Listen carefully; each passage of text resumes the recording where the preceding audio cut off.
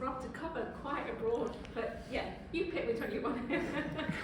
Okay, comrades, that's a great discussion. Let me just start by saying it's fantastic to see the comrades from China here tonight, and that I hope this is, I'm sure this isn't the beginning of a dialogue, but this is a continuing dialogue.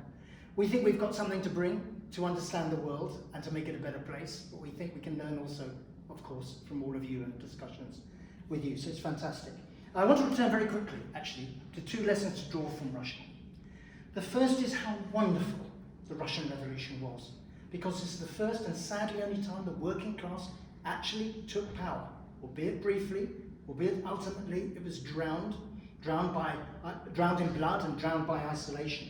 But it was a wonderful moment, and a wonderful moment which, and I want to come back to that point about the Festival of the Oppressed, that in this very backward country in many respects, in which many people couldn't read or write, in which there was a vast peasantry and a small working class, suddenly you had a government and people deciding that homosexuality should be decriminalised, that people should have the right to live the lives they want to lead rather than the ones being imposed upon them.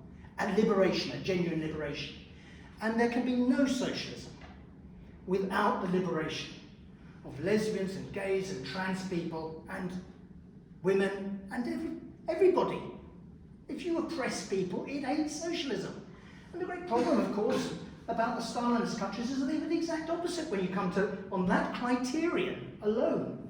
You can see that Stalinism, what happened from 1928 onwards, was a counter-revolution, because it was the exact opposite.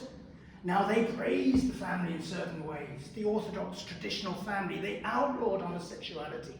They disdained it. They condemned it. They continue to condemn it. It's the opposite of socialism. It can't be socialism. Therefore, something's happened. And I'd say it was a counter-revolution. That's the tragedy. And the tragedy also is that so many people were pulled into thinking that somehow Stalinism was socialism, that this was somehow progressive. You know, without working class power. The comrade put it very nicely, this was a top-down revolution. It was a top-down revolution in Russia, 1928, the counter-revolution, and the model applied, you know, with its own particular characteristics in China, was the same thing. An authoritarian communist party, a hierarchical peasant army, largely peasant army, People's Liberation Army, giving control to a political elite over the country as a whole, and then driving up rates of exploitation of the peasantry and of the working class in order to benefit the country as a nation through economic growth, but of course not actually benefit so many people. I just wanted to mention Tony Cliff, who is a founder member of the Socialist Workers Party, because you know many people follow Trotsky thinking, quite rightly, that in 1917 in Russia only the working class could get rid of the Tsar. The bourgeoisie was too compromised, had to be a working class uprising. But the view was that, you know, you then had to hand over. And he said, no, we're going to take power. The working class can take power. We can start to begin to build socialism. That was the theory of permanent revolution. So that's the only possibility. It must somehow, if it's a revolution against imperialism, it must somehow be a sort of, you know, Bolshevik kind of revolution. Tony Cliff said, no. What we see in China and in other countries where a ruling elite emerges which brings control over the state and is in a sense anti-Western imperialism, breaks from Western capitalism, this is deflected permanent revolution. A sort of a political elite who were frustrated. They weren't the comprador bourgeoisie. They weren't allied to imperialism. They wanted to break from imperialism. But they wanted to do it from above. And they succeeded. They succeeded in China, they succeeded in some other countries as well. But it simply established a new ruling class, and that's the ruling class, of course, we as socialists want to get rid of. And I mean, you know, a national revolution that was oppressive against gay people and others, a revolution which has produced a situation in China, and you know, one has to be careful, of course, in talking about all of this, to suggest that China is somehow worse.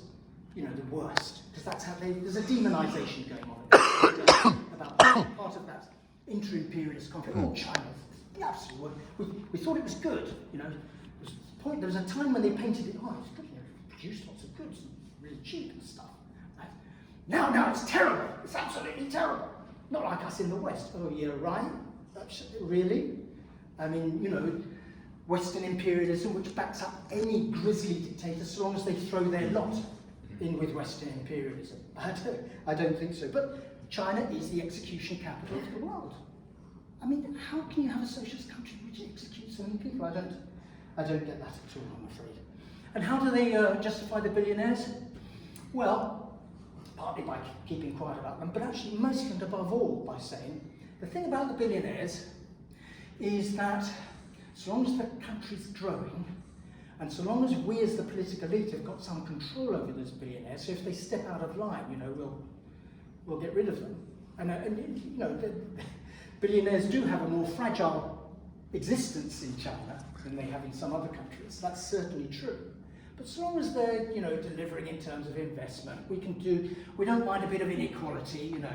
Too much equality, you know, holds the economic growth rate down. So that's a kind of justification. But also they will get rid of some from time to time on the grounds of corruption if they feel it's necessary. Membership of the Communist Party, absolutely massive. It brings privileges, it brings status. It is, in many instances, I think, handed on, you know, communist hierarchy hands on to their children, want them to be, you know, better educated than others. Lots of privileges there, and to stay within the Communist Party and so forth. But returning to our friends who think that China is socialist, one of them actually said to me, he said, oh, it's fantastic, he said. There are, he said 60 million, you know, the various Communist Party membership varies. 60 million Marxists. Wow, that's a lot of Marxists. 60 million Marxists who contributed what to Marxist theory? 60 million Marxists who did what to bring liberation to the rest of the world, or indeed to China itself? No, that's not what membership of the Communist Party is about.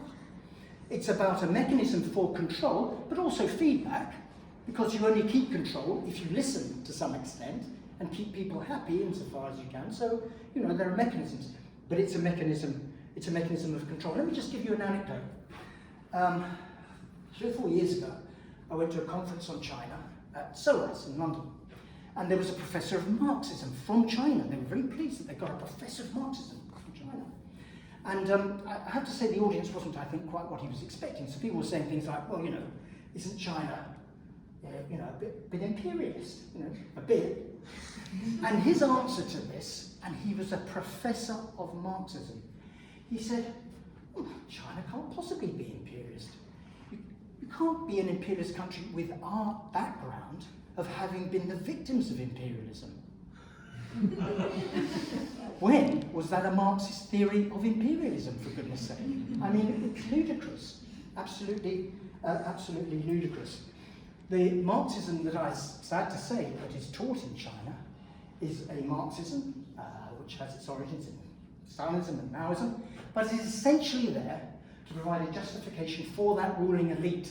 So it varies depending on what the ruling elite needs to justify what it's doing at any particular time. It's not about liberating the world at all. It's a stale ideology. And apparently, university students studying Marxism have become quite popular for employment purposes, because the way the regime is now is that these companies within China need people who can do the language right, to satisfy the hierarchy that they're on the right lines in terms of, you know, where the regime want them to go.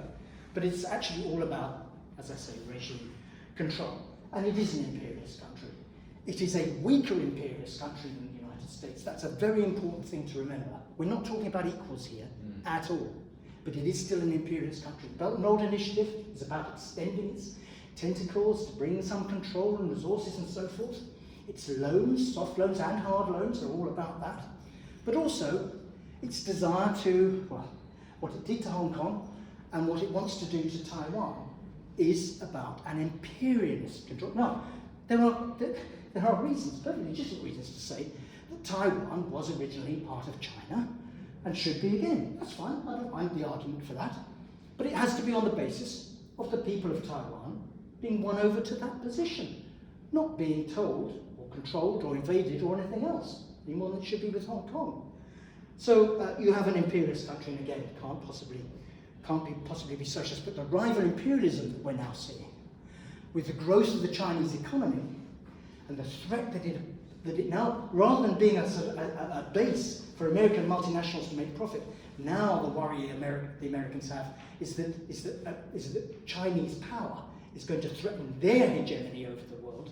Now we're moving into a very dangerous situation. Indeed, we already have an incredibly dangerous situation in Ukraine, a situation which could go nuclear because of NATO winding it up on the one side and Putin on the other, and that threat is certainly there with Chinese. But I just want to move and close with this. Comrade raised a very important point about class consciousness. Nationalism is something that afflicts the world's working class. There's no question about that. It's something that is encouraged and imposed by the ruling class in its own interests in every particular nation state. We've seen it with this appalling stuff around the Queen. You see it all the time. In China they say, China, we have Marxism with Chinese characteristics. You cannot have Marxism with national characteristics. Marxism is about getting rid of nationalism. It's about getting rid of the nation state. It's about working class power internationally running the world in order to stop the climate crisis that is going to destroy the world, to stop nuclear war that will kill millions and millions and threatens us every day, to stop the pandemics that have killed so many people because of the ruthless predation of capitalism over the natural world, and of course to stop the economic crisis. The economic crisis in China today, which is threatening the livelihoods of so many. The crisis that's afflicting us here, the cost of living crisis, and it's going to get worse, comrades, here. The recession internationally is growing by the day as the bankers are trying to stamp down on inflation and make us pay for it. So we have to have an alternative. And we've seen at the high points of class struggle, which is inevitable. In a class-divided society, there will be class conflict. They're hitting us, but we hit back against them. We're seeing it in the strikes that have erupted over the last few months in this country. Fantastic strikes, but it's not just here. Class consciousness can develop, it can break those national boundaries. You can see solidarity developing between different working classes across the world. That's what we have to work for, comrades. That's why we need to build an organisation which works for that all the time, not just in Britain, but across the world, in China and elsewhere, which argues that it's the working class that has the power to fundamentally change the world, and that if we don't, we're lost. So comrades, you haven't joined the Socialist Workers Party? Please think about it. And do.